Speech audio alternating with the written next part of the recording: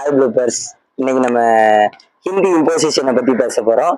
இம்போசிஷன்னா பயந்துராதீங்க, நம்ம காலேஜில் உள்ளது இல்லை, கிட்டத்தட்ட காலேஜில் உள்ளது மாதிரிதான் நம்ம ப்ளூபர்ஸோட. சரி, ஓகே.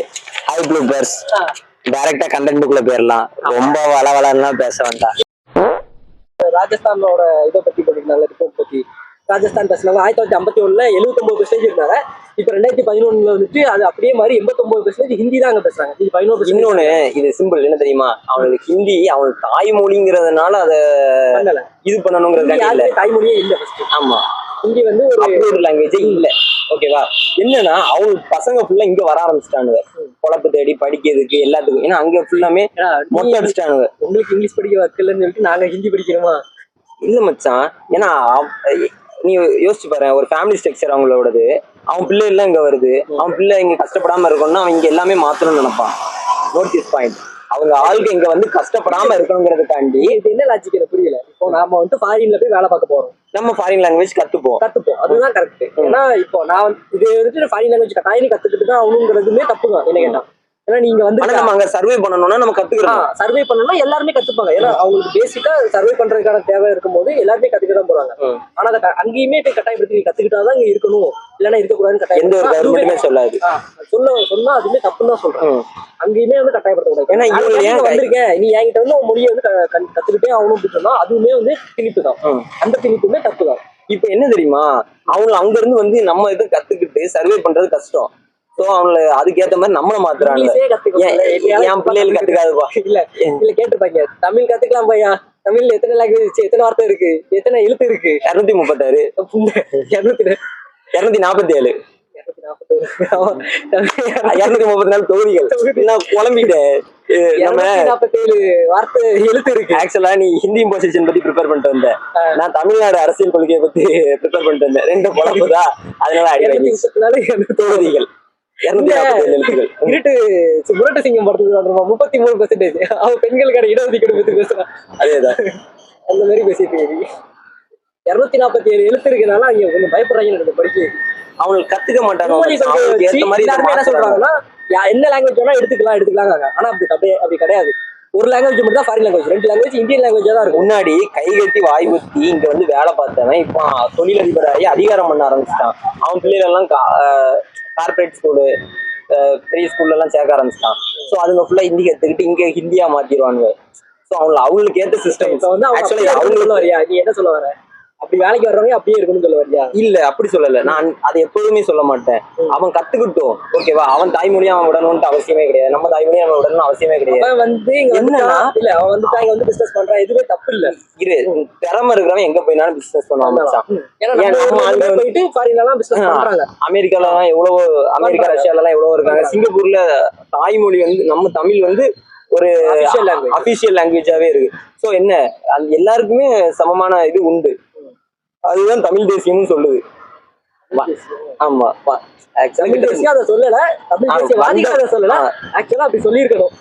வந்தாரே வாழ வைக்கும் தமிழ்நாடு. யார் வந்தாலும் இங்க அவங்க சர்வே பண்ணலாம். என்னன்னா அவங்களுக்கு ஏற்ற மாதிரி சிஸ்டம், கவர்மெண்ட் எல்லாமே மாற ஆரம்பிச்சு. அவனுக்கு ரேஷன் கார்டு கொடுத்தாச்சு, ஓட்டர் ஐடி கொடுத்தாச்சு. இந்த மண்ணில் அவன் அப்படியே மாறிட்டு இருக்கான், நம்மள டாமினேட் பண்றான். நம்ம ரேஷன் கடைக்கு போனா பாமாயில் கூட கிடைக்க மாட்டேங்குது, வீட்டுல திட்டுறாங்க நம்மள. நீ எப்படி சொல்றேன்னா, இப்போ அமெரிக்காவே இதை பிரச்சனை.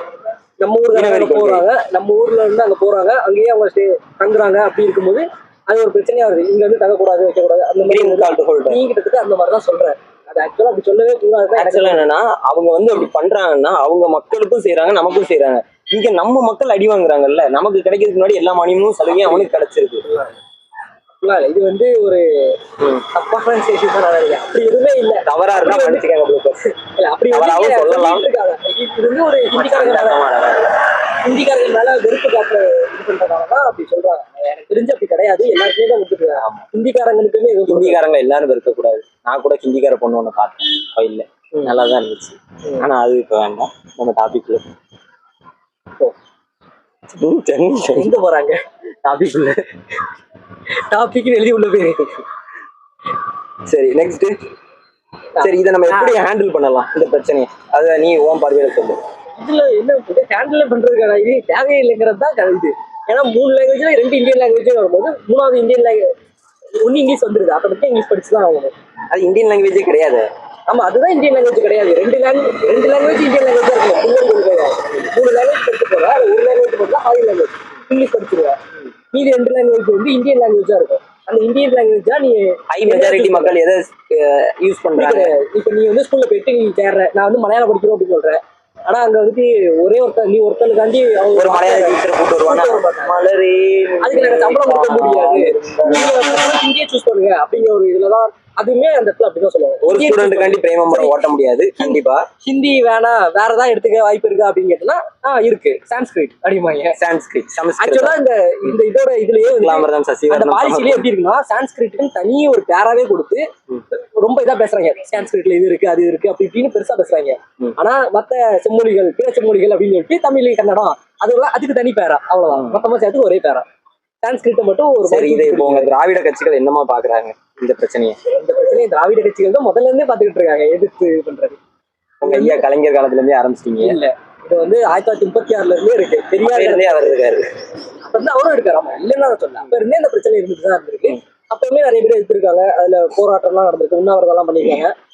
அந்த உண்ணாவிரதத்துல தமிழ் தியாகிகள் நிறைய பேர் இறந்துருக்காங்க. அபிஷியலா ரிப்போர்ட் 70 பேர்கிட்ட இறந்துருக்காங்க. பச்சையப்பா கல்லூரி ஸ்டூடெண்ட்ஸ் நிறைய பேர். அது போக 500 கூட இருக்கலாம் அப்படின்னு ஒரு இப்போ வரைக்குமே அவங்க தமிழ் தியாகிகள் தினம் அப்படின்னு ஒண்ணு கண்டென்ட் பண்ணிட்டே இருக்கிறாங்க. ஆமா அந்த அளவுக்கு மதுரையில எல்லாம் கலவரமே நடந்திருக்கு. மதுரையில நடந்திருக்காங்க. இந்த மாதிரி நிறைய பிரச்சனைகள் எல்லாம் நடந்திருக்கு. அதுவும் இதோட ரிலேட்டட் என்னன்னா, இது ஆரம்பத்திலேயே எடுக்கலன்னா அந்த கலவரம் ரிட்டர்ன் இங்க நடக்கிறதுக்கு வாய்ப்புகள் அதிகமாவே இருக்கு. இது நடக்கும் தான், ஏன்னா திரும்ப கண்ட்ரோல் பண்ணல. இது நம்ம ஒத்துக்கிட்டா, இப்போ டிஎம்கேவே கூட ஒத்துக்கிட்டாலுமே நாளைக்கு இதே பிரச்சனை தான் வரும். மக்கள் ஒத்துக்க மாட்டோம். இப்ப என்னன்னா, இது சிம்பிள். மக்களுக்காண்டி எந்த திட்டங்களும் கவர்மெண்ட் கொண்டு வரல. அவன் ஆட்சி அதிகாரத்துல உட்காரணும். அவன் அங்க மொட்டை அடிச்சுட்டான். வடக்கு வாழுது தெற்கு தேயுதுங்கிற மாதிரி அங்க மொட்டை அடிக்க ஆரம்பிச்சுட்டான். சரி இவங்களையும் ஒண்ணு அடிச்சிருவோம். நம்மகிட்ட எவ்வளவோ இது பண்ணாங்க. தமிழ் கடவுள் முருகன் கோயில்ல சிக்கந்தர் மலையா அப்படின்னு சண்டை போட்டாங்க திருப்பரங்குன்றத்துல. ஆனா அங்க போயிட்டு பாரத் மாதாக்கு ஜே அப்படின்னு ஹிந்தியில கத்துறாங்க. தமிழ் கடவுளுக்கும் பாரத் மாதாக்கு என்ன சம்பந்தம்? முருகருக்கும் அவருக்கும் இந்தியாவுக்கு என்ன சம்பந்தம்? பாரு, அங்க வந்து ராமரை வச்சு பிரச்சனை பண்ணானுங்க. இங்க நம்ம பையன் ராமரை எங்க வந்து நடத்துற ரத யாத்திர அப்படின்னு பாடினானுங்களா. உடனே அப்போ சரி இவங்க முருகரை தான் கும்பிடுறானுங்க. ஏன் முப்பாட்ட முருகே அப்படின்னு எல்லாரும் கத்துறாங்க. அப்போ சரி முருகருக்கு தாவிரமேன்னு திருப்பரங்குன்றத்துல கலவரத்தை பண்ணிருக்காங்க. ஆனா நம்ம முஸ்லிம்ஸ் இருந்தும் அண்ணன் தம்பியா பழகிட்டு இருக்கிறது அவங்களுக்கு வயிற்று எரிச்சல் பர்னிங். என்னன்னா இங்க எரிகிற வயிற்றுச்சல் கோட்டை அங்க எரியுது. ஆகும் எல்லாம் ஆட்டுக்குட்டி அங்க என்ன பண்ணுது அப்படின்ட்டு ஆவணம் தான் வெளியே டிலீட் பண்ணிடுவேன். சரி நன்றி வணக்கம். இதை பத்தி நம்ம பேசுறோம்.